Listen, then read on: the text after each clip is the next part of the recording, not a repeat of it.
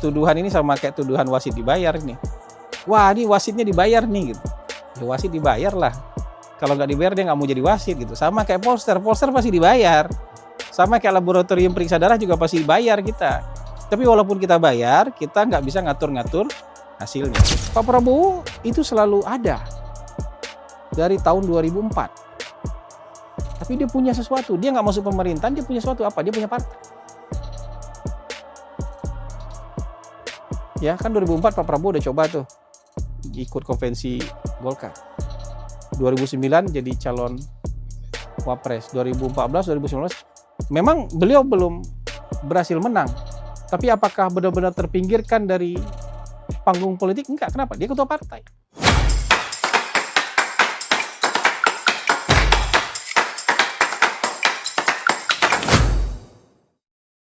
Ini mancing-mancing terus ya. Semua dikaitkan terus dengan seseorang. Kalau melihat hasil survei itu sebenarnya lebih mudah untuk mengetahui mana yang bisa dipercaya, mana yang tidak. Ini saya kasih tips buat yang awam. Kalau buat saya melihat desain laporan dan desain surveinya aja tuh udah bisa kecium tuh mana yang benar dan mana yang tidak benar. Tapi minimal kalau buat masyarakat awam, membedakannya itu yang paling mudah itu mana yang anggota Persepi, mana yang bukan. Itu kualitasnya pasti beda sekali. Mulai dari kualitas metodologinya, mulai dari kemampuan manajemennya. Ini nggak main-main, survei seluruh Indonesia itu perlu kemampuan manajerial yang luar biasa hebat. Nggak bisa hari ini kita ngaku kita mau jadi poster, besok bisa survei, nggak bisa. Itu manajemen orangnya nggak gampang. Nah, yang ketiga itu soal integritas. Kalau yang bergabung di asosiasi, paling tidak dia punya standar kode etik. Kalau dia melanggar kode etik, dia pasti disidang oleh asosiasi. Nah, yang nggak bergabung sama asosiasi, dia nggak punya standar kode etik. Walaupun mereka misalnya kita nggak bisa tuduh bahwa mereka itu tidak jujur, tapi nggak ada pagar supaya mereka jujur kan? Supaya mereka dalam pagar kejujuran tuh nggak ada pagarnya. Gitu. Jadi buat meleset keluar itu gampang. Jadi buat awam cari aja mana yang anggota Persepi dan mana yang bukan anggota Persepi. Yang anggota Persepi aja, kalau dirasa ada visi hasil surveinya dipanggil sidang kok. Dan sudah ada beberapa yang dikeluarkan kan? Sudah ada beberapa dikeluarkan oleh Persepi, termasuk yang Biki terakhir itu yang dikeluarkan itu yang ngawur soal survei Pilkada DKI. Mereka ngelawan soal survei Pilkada DKI, tapi akhirnya kan terbukti salah gitu loh.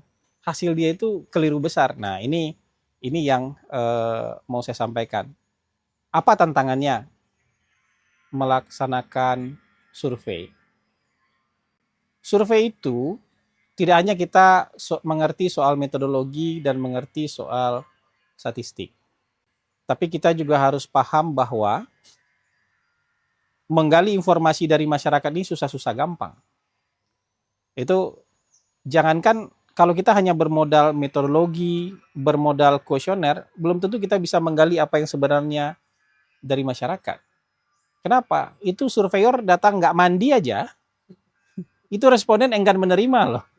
Terpaksa ganti responden. Begitu ganti responden, dia ada ada deviasi lagi tuh karena dia bukan pasangan pertama dari data yang pertama yang kita sampling itu, dia bukan bagian pertama, dia sudah pengganti gitu. Nah, ini sudah ada deviasi lagi kan? Pasti gitu. Nah, berikutnya soal manajerial.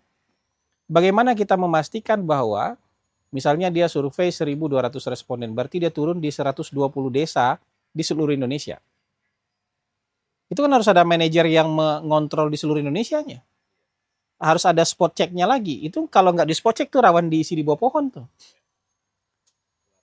Iya, diisi di warung kayak gini tuh ngisi survei aja karena nggak ada spot check-nya. Dan spot check itu tidak hanya ditanya apakah Anda pernah didatangi oleh surveyor kami, tapi apa aja yang ditanyain. Kita cek lagi tuh beberapa pertanyaan yang itu secara random, tanya lagi, jawabannya konsisten apa enggak. Iya, nah ini baik tuh. Berikutnya integritas moral. Nah, bagaimana menjaga integritas moral bukan karena orangnya soleh, orangnya punya jenggot, orangnya bukan begitu. Integritas moral itu dijaga dengan semacam kode etik asosiasi. Jadi kita sama-sama saling melototin diri kita, sesama anggota asosiasi, supaya apa? Supaya standar kita terjaga. Nah itulah sebabnya kemarin antara survei anggota Persepi dengan survei non anggota Persepi, bumi dan langit hasilnya. Di survei yang anggota non Persepi yang waktu itu saya komentar, ini maksudnya apa? Tiba-tiba ada orang 1 bulan bekerja, kemudian tiba-tiba sudah naik elektabilitasnya jadi 22%, jadi nomor 2, mengalahkan orang yang sudah kerja keras sangat lama. Menurut saya ini too good to be true. Dan kita sudah punya feeling lah, kita di dunia konsultan politik ini sudah 15 tahun lebih. Kita udah 15 tahun lebih. Iya, 15 tahun lebih. Udah 16 tahun, dan kita paham lah bagaimana pergerakan elektabilitas, bagaimana meng-create sebuah elektabilitas, bagaimana orang itu berapa lama dulu, dan apakah menyentuh, kan itu lebih banyak sentuhan perasaan tuh. Ketika orang menetapkan pilihan kepada orang lain itu lebih banyak pada sentuhan perasaan, dan itu nggak didapat dengan viral sesaat gitu. Viral sesaat kemudian punya elektabilitas, coba cek aja yang viral jutaan itu. Punya elektabilitas nggak mereka? Kan nggak. Makanya di survei non anggota Persepi elektabilitasnya 22%, tapi di survei anggota Persepi 1,5%. Iya, menurut saya kalau 1,5% wajar lah. Dimasukin nama siapa gitu nanti dapat 1% juga wajar lah. Atau dapat 0,5 juga wajar lah. Dengan margin of error mungkin hampir 3% lah ya. 1.200 responden itu kan hampir 3%. Ya itu bisa antara 0 sampai antara, kan di garis bawahnya bisa hampir 0 lah itu. Pasti bahwa orang hampir ada pendukung kan ada itu. Nah, bisa naik sampai berapa itu? Kalau ambil di tengah 1,5 itu sampai 4,5%. Atau kalau kita ambil itu di tengah, itu jaraknya kan 3, jadi berarti dari 0 sampai 3%. Nah itu yang kita ingin. Kalau kita main itu di garis 0, ini tarik ke bawah 3%, minus dong. Nah itu.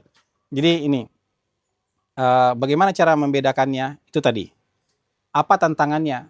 Tantangan itu di Indonesia sayangnya jaringan telepon, fixed phone itu nggak terbentuk. Makin lama makin turun malah.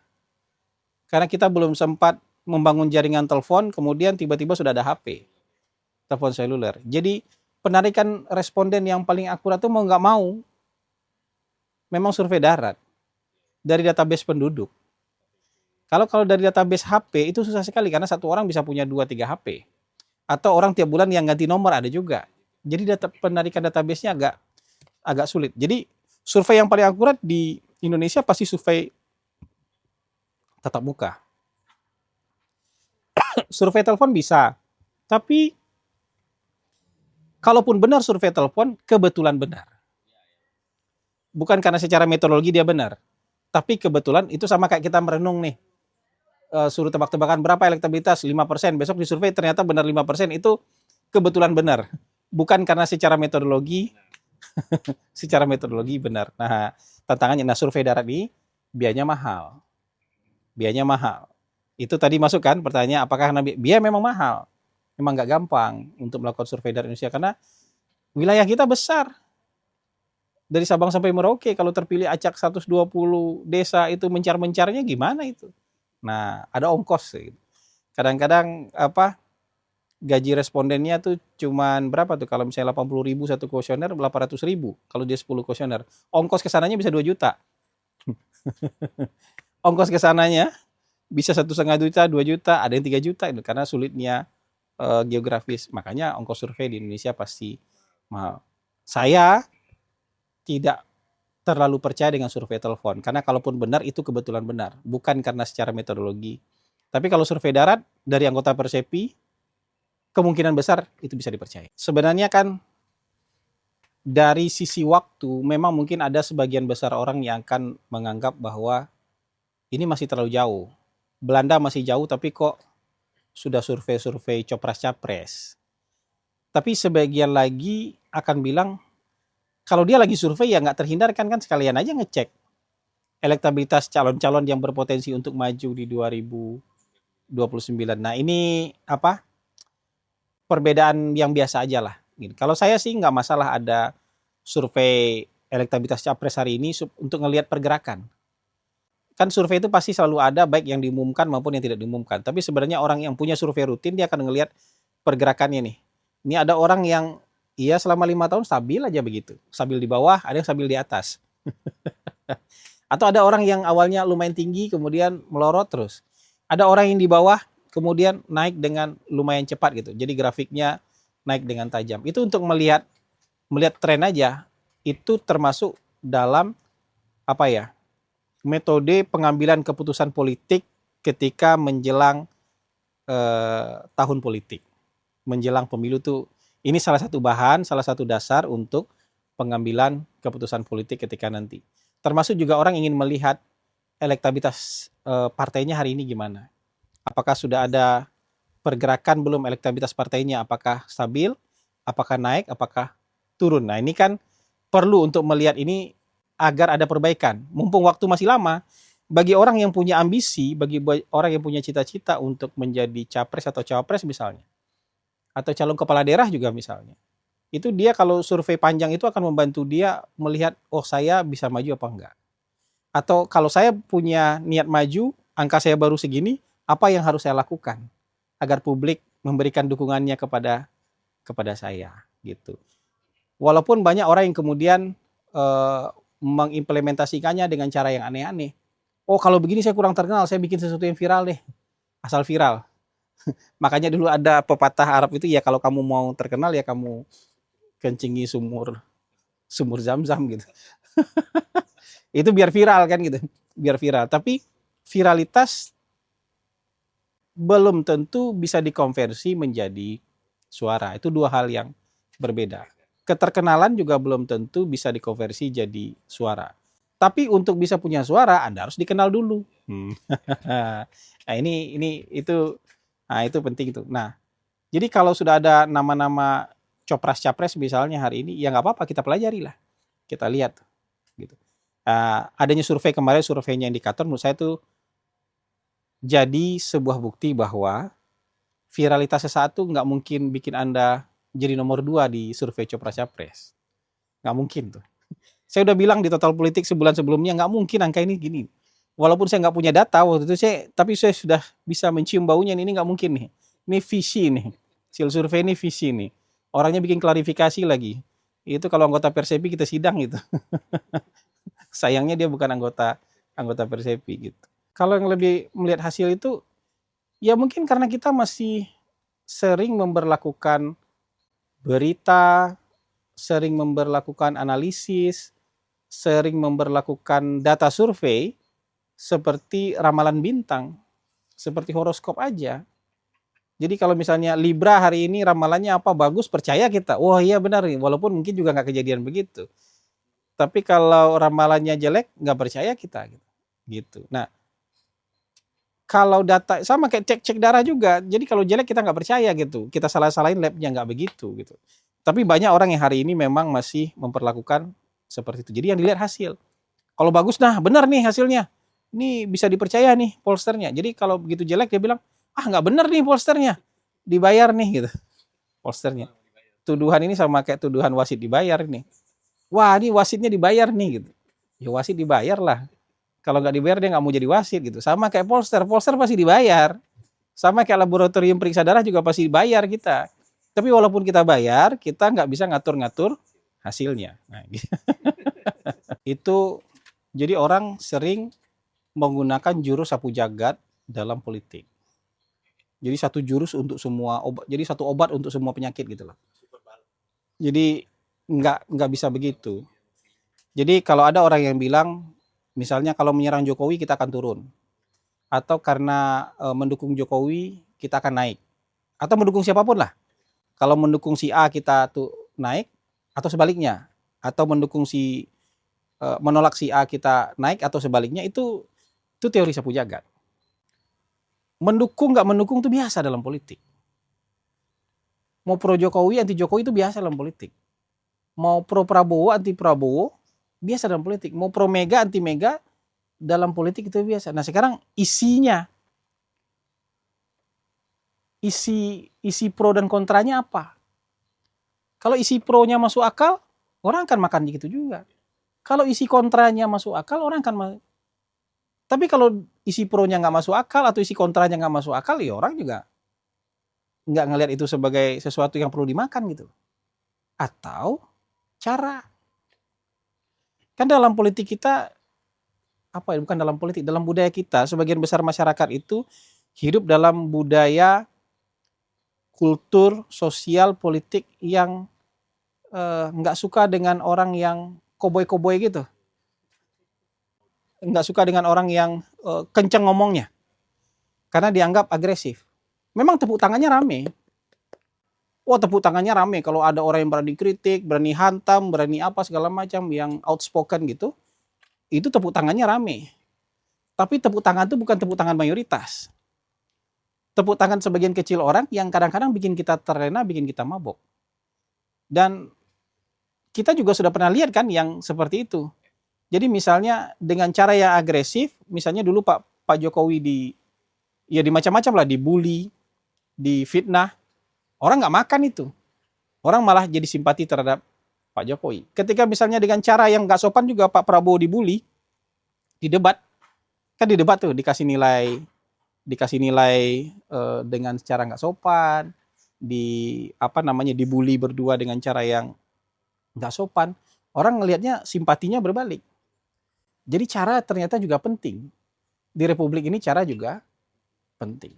Makanya buat kedua-duanya itu konten dan cara, itu nanti efeknya memang harus kita uji di survei. Jangan hanya mabok gara-gara hiruk pikuk di media sosial. Karena hiruk pikuk di media sosial ini kadang-kadang cuman badai dalam secangkir kopi gitu loh. Hiruk pikuknya, ya buktinya yang sudah hiruk pikuk itu cuma 1,5% gitu. Atau 0,5 atau berapa gitu, yang sudah hiruk pikuk gitu. Tapi yang antang-antang aja lebih tinggi gitu. Yang antang-antang aja, yang tenang-tenang aja itu bisa lebih tinggi. Nah ini jadi bukan soal pro atau kontra siapa, ya mendukung atau, dan perjalanan itu nggak bisa dihitung satu hari ini. Karena perjalanan partai politik, kandidat politik itu sepanjang masa jeda ini sampai pemilihan itu kita harus lihat. Dan situasi juga kadang-kadang berubah. Hari ini kita pro jadi jadi bumerang, mungkin 4 tahun lagi pro sesuatu jadi bagus. Karena ada situasi-situasi yang juga harus kita pertimbangkan. Jadi nggak ada rumus sapu jagat ya. Nggak ada rumus sapu jagat. Pertanyaan kedua, nggak usah dijawab. Kalau itu tuh kadang-kadang memang bias popularitas, tapi kita uji lah. Ya, kalau orangnya baru terus tiba-tiba udah itu lebih kepada bias popularitas saja. Hasil kerjanya belum kelihatan, misalnya itu lebih kepada euforia aja. Gitu. Kepuasan itu gimana? Menguji kepuasan 1 bulan orang bekerja gimana? 2 bulan orang bekerja gimana cara menguji kepuasannya? Tapi anggaplah itu sebagai sebuah sinyalemen baik bahwa dia mendapatkan persepsi positif dari masyarakat. Tapi di ujungnya orang akan melihat hasil kerja. Selalu begitu tuh. Lihat aja, di ujungnya orang akan selalu melihat hasil kerja. Kenapa? Orang akan melihat kehidupannya dia. Kehidupannya jadi lebih baik apa enggak. Dan kehidupan dia itu akan dikaitkan dengan kinerja kabinet. Jadi yang penting dalam politik itu begini. Hari ini kita lihat kalau baik itu kita anggap sebagai sinyal baik. Tapi apakah akan seterusnya baik? Belum tentu. Kalau hari ini kita lihat buruk, ya itu kita harus lihat sebagai sinyal buruk. Kalau kita mau sinyalnya berubah jadi baik, maka kita harus lakukan perbaikan. Karena hidup gak berhenti hari ini. Orang yang salah itu ketika sinyalnya buruk hari ini putus asa dia. Ketika sinyalnya baik hari ini puas dia. Padahal hidup besok masih ada kejadian baru nih. Besok kehidupan masih jalan nih, masih ada sesuatu yang bisa terjadi nih. Nah itu tuh. Mirip masa-masa PDKT, Pak. Iya. Lalu indah di awal gitu. Jadi kalau menurut saya, kalau ada 1 orang, 2 orang, 3 orang, 10 orang sekalipun punya tingkat kepuasan tinggi, harusnya kita lihat itu sebagai sinyal baik. Ya. Tapi kalau benar-benar baru dia, ya sinyal aja baru itu, belum bukti itu. Tapi kalau sudah konsisten dia 4 tahun, baik terus sinyalnya, itu mungkin memang orang baik ini gitu. sudah positif ini memang orang persepsinya. Tapi itu pun saya mau bilang tidak selalu persepsi baik itu bisa dikonversi jadi elektabilitas. Jadi elektabilitas itu makhluk yang ada hubungannya dengan popularitas, tapi dia tidak serta-merta terkonversi dari popularitas. Itu aja. Ada hubungannya. Ini semacam ini nih, mutasi genetik sebuah makhluk yang tidak semuanya dari makhluk A ini akan menjadi makhluk B. Dan punya seleksi alam yang cukup ketat untuk menjadi makhluk B. Makhluk B ini namanya elektabilitas. Approval rating itu bervariasi. Jadi ada karena situasi ketika COVID itu approval rating terhadap pemerintah dan presiden juga nggak turun kok. Hidup lagi susah. Jauh lebih susah di zaman COVID. Tapi kemudian orang ngelihat pemerintah serius untuk mengatasi ini, mereka approve. Walaupun tentu banyak bantalan ekonomi yang dikucurkan oleh pemerintah pada saat itu. Tapi itu nggak bisa dilihat ini untuk elektabilitas atau untuk approval rating. Tapi ini untuk menyelamatkan kehidupan kita sehari-hari. Nah hari ini ada pekerjaan-pekerjaan yang mungkin dilihat oleh masyarakat itu sangat serius dilakukan oleh pemerintah. Misalnya, coba lihat aja di survei itu, pembatasan korupsi, upaya menciptakan lapangan kerja, usaha presiden keliling-keliling dunia untuk menarik investasi, ya kan? Nanti harus di follow up investasinya harus hadir betul-betul di Indonesia. Ini kan pekerjaan-pekerjaan yang dilihat oleh masyarakat serius dilakukan. Dan ketika pekerjaan itu serius dilakukan, masyarakat akan merasa ada harapan. Bahkan jadi tidak hanya soal ekonomi sendiri nggak bisa. Nggak bisa hanya soal komunikasi juga nggak bisa. Jadi dua-dua hal ini harus berjalan seiringan. Tapi ada juga kondisi yang satu lagi yang saya lihat. Masyarakat melihat pemerintah serius bekerja untuk membangun negara. Saya kasih contoh. Ketika terjadi gempa yang besar itu di Jepang, yang reaktor Fukushima itu sampai mencemari lingkungan, itu gempanya dahsyat. Tapi masyarakat Jepangnya untuk evakuasi ngantri. Dalam keadaan yang luar biasa, berarti ini bahaya nih, bahaya mengancam segala macam, mereka untuk evakuasi ngantri. Memang satu sisi ada budaya ngantri iya, tapi di sisi lain mereka percaya, soal percaya ini penting nih, mereka percaya pemerintah akan bekerja semaksimal mungkin, berusaha keras, berusaha dengan seserius-seriusnya untuk menyelamatkan masyarakat. Nah jadi soal kepercayaan ini juga levelnya beda nih. Jadi ada satu sisi keadaan ekonomi yang real, satu sisi lain ada komunikasi, tapi di sisi lain ada yang bentuknya kepercayaan. Kepercayaan itu kadang-kadang mungkin hasil ekonominya belum terlalu kelihatan, ya. Mungkin komunikasi juga mungkin baik ya, tapi mungkin tidak extraordinary. Tapi ada sisi yang muncul apa? Kepercayaan. Kenapa? Melihat pemerintah bekerja dengan serius. Ketika berantas korupsi dengan serius, saya rasa muncul kepercayaan. Ketika presiden berkeliling dunia mencari investor-investor yang mau ikut bersama-sama membangun Indonesia, itu muncul kepercayaan. Jadi ada 3 variabel. Pertama, keadaan ekonomi real yang dirasakan hari-hari. Yang kedua soal komunikasi tentu. Yang ketiga soal apa? Kepercayaan. Jadi kalau program pemerintah itu, ya orang juga akan ngelihat seberapa besar komplain atau insiden yang terjadi di dalam program itu. Kalau misalnya cek kesehatan gratis, kenapa dapat approval rating tinggi sekali kepuasannya, ya berarti insiden dan komplainnya sedikit. Masyarakat yang mengikutinya puas. Dan mungkin lebih dari 60% masyarakat kan sudah tahu ada program ini dan mereka mungkin sudah 50 juta nih juga nih sekarang pesertanya. Dan mungkin komplainnya sedikit. Makanya kepuasannya tinggi. Ada juga program yang masif mungkin, tapi kita harus akui aja masih ada komplain, masih ada insiden gitu. Walaupun sekarang sudah mulai turun, tapi kemarin-kemarin kan masih segar dalam ingatan publik, ada komplain, ada insiden gitu. Jadi Itu yang menyebabkan approval atau kepuasan terhadap program itu masih belum terlalu tinggi. Nah, nanti kalau program yang masif ini semakin kecil insidennya, semakin kecil komplainnya, atau mendekati nol nanti, maka kepuasannya juga akan makin naik. Kalau program pemerintah biasanya dilihat seberapa besar manfaatnya buat masyarakat, kemudian mereka akan ngitung nih, komplain saya soal ini apa. Ada insiden nggak soal ini. Itu akan ngeliat itu aja. Kalau bansos itu compliance-nya tinggi, tingkat kepatuhan pendistribusian bansosnya tinggi, ya mereka akan puas.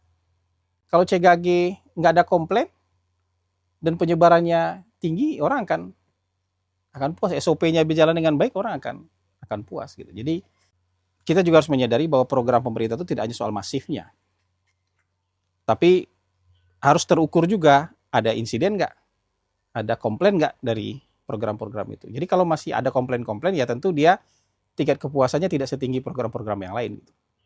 Jadi politik itu panggung jangka panjang.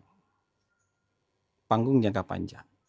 Itu sebabnya orang yang punya jabatan dan kekuasaan itu lebih mungkin untuk long lasting panggungnya. Karena dengan jabatan itu sendiri itu panggung. Akan ada sesuatu yang di-create dari jabatan itu, maksudnya ada program, ada pekerjaan, ada aspirasi masyarakat yang bisa dia eksekusi dari sana. Exposure dia juga bisa terjaga di sana karena dia punya jabatan, punya kekuasaan. Itu sebenarnya menyediakan panggung buat tokoh-tokoh politik supaya lebih long lasting. Ya kalau orang ngelihat ini orbit politik ini lebih lama bertahan di orbit itu. Nah, sementara orang yang tidak punya kekuasaan itu memang cari-cari cara untuk punya panggung. Cari-cari kegiatan untuk bisa punya panggung. Dan itu pun mungkin impact-nya nggak terlalu besar karena nggak terkait dengan kebijakan kan.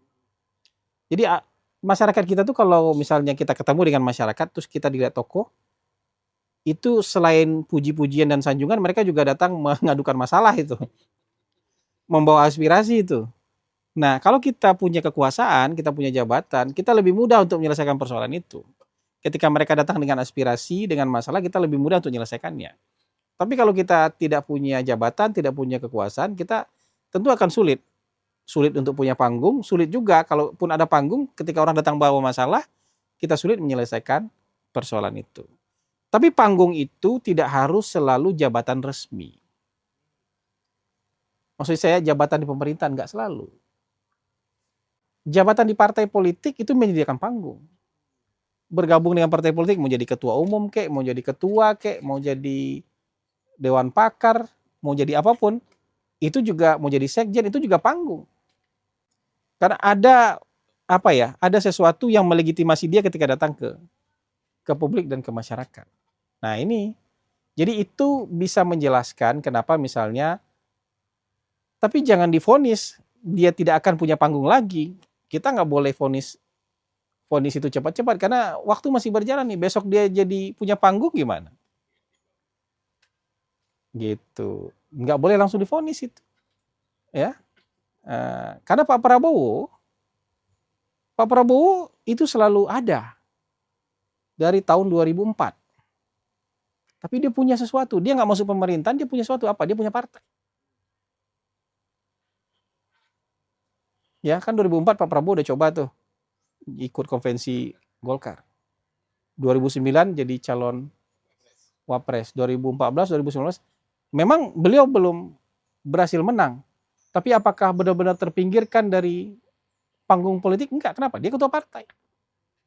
Bahkan orang yang nggak nyapres pun ketika dia mimpin partai, dia nggak tersingkir juga dari panggung politik. Ibu Mega setelah 2004 kalah sampai ke sini tetap relevan.